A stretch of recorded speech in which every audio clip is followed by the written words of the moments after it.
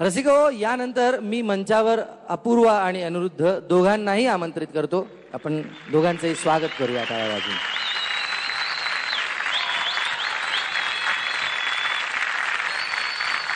आपला friend, philosopher आणि guide Avadhoot दादा इथे बसलेला आहे. अवधूत, मी प्रेक्षक म्हणून जेव्हा जेव्हा एपिसोड बघत होतो तेव्हा तेव्हा असं लक्षात आलेलं आहे की स्पर्धक अंतिम फेरीत पोहोचो किंवा न पोहोचू देत त्याच्या आयुष्यात एक प्रकारचा बदल घडलेला आहे.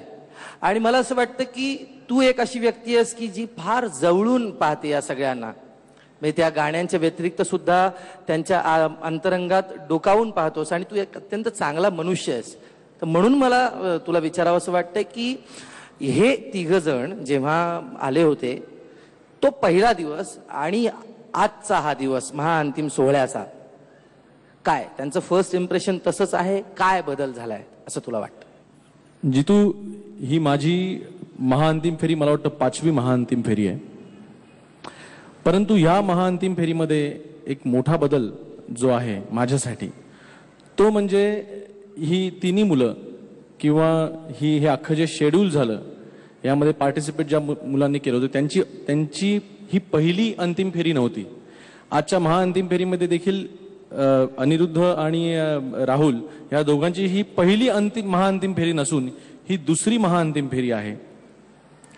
आणि मला असं वाटतं की त्यामुळे ही मुलं इतकी पवित्र आहेत की ज्याप्रमाणे 2 जन्म घेणारे द्विज म्हणतात, पक्षी आणि ब्राह्मण, त्याप्रमाणे हे अतिशय चांगली, सज्जन आणि पवित्र मुलं आहेत असं मला यांच्याबद्दल वाटतं. आणि त्यामुळे अशा पवित्र मुलांची फायनल ही महाराष्ट्राच्या काशीमध्ये म्हणजे नाशिकमध्ये होते, याबद्दल मला खूप अभिमान वाटतो.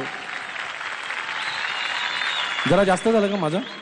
अवधूत, मी 3 तासाचं फक्त तुझं बोलणं ऐकू शकतो. अरे कोणी ऐकू शकतं का हो? अवधूत गुप्ते सारखं दुसरं कोणी बोलतं का? मी माझ्या स्टाईलनी सांगू का जरा, म्हणजे एकदम लोकांना असं वाटलेलं हा बदलला की काय.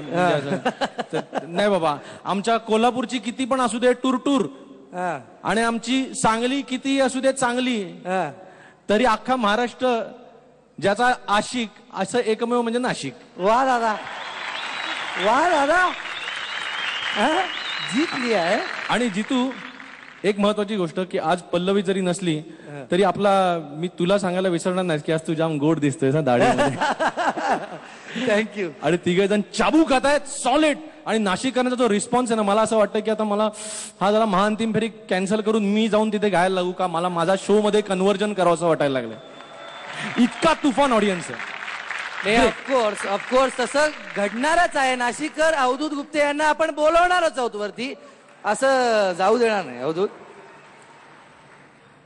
तुम्हा तिघांनाही पुढच्या वाटचालीसाठी आणि खास करून आजच्या महाअंतिम सोहळ्यासाठी मनोमन शुभेच्छा देतो.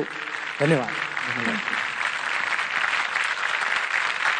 अवधूत, तू आत्ताच या तिघांमधला गायक म्हणून त्यांच्यात काय बदल झाला आणि काय गमती झाल्या ते सांगितलं. तसाच एक बदल रसिको काळानुरूप मराठी संगीत क्षेत्रात झाला. जुन्याचा वारसा जपत नव्या संगीतकारांनी नवी आव्हानं पेलली आणि त्याला मनापासून पोचपावती मिळाली, ती केवळ तुमच्यामुळे. आणि म्हणूनच आज या मंचावर येतोय नव्या दमाचं नवं गाणं घेऊन अनिरुद्ध जोशी. जोरदार टाळ्यांनी स्वागत करूया.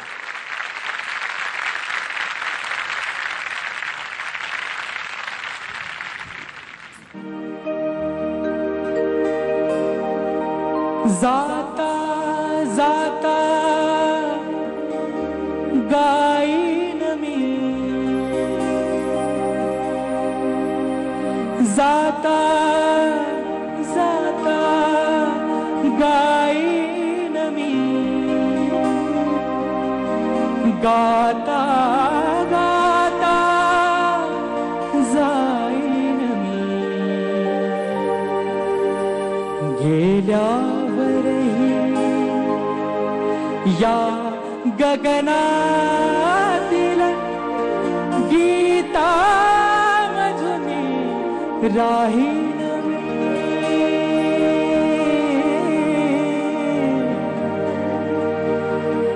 माझे जगणे होते गाणे, माझे जगणे होते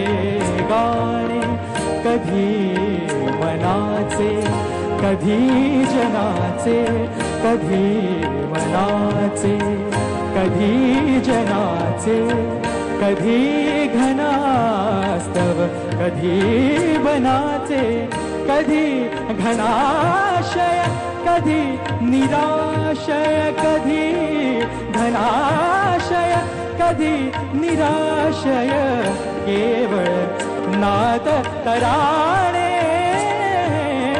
माझे जगणे होते गाणे, माझे जगणे होते गाणे.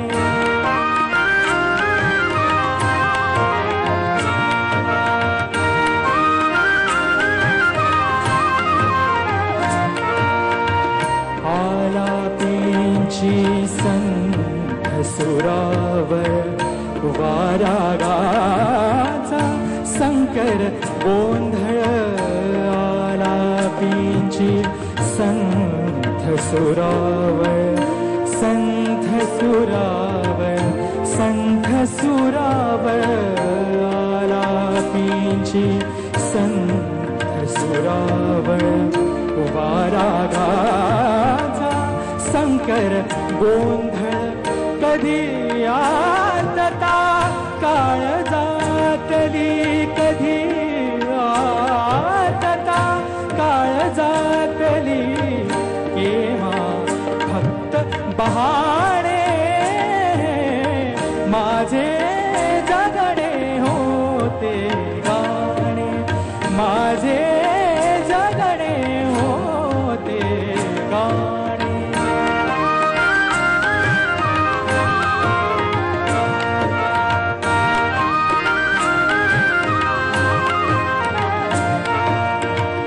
राई मधले राजस पूजन, राई मधले राजस पूजन, कधी स्मशाना मधले क्रंदन, कधी स्मशाना मधले क्रंदन. अजाणतेचे अरण्य केव्हा, अजाणतेचे अरण्य केव्हा, केव्हा शब्द शहाणे माझे जगणे होते गाणे, माझे जगणे होते गाणे. कधी मनाचे, कधी जनाचे, कधी मनाचे, कधी जनाचे, कधी घनास्तव, कधी बनाचे, कधी घनाशय, कधी निराशय, कधी घनाशय, कधी निराशय, केवळ नाद तराणे माझे जगणे होते गाणे, माझे जगणे, माझे जगणे, माझे जगणे होते गाणे.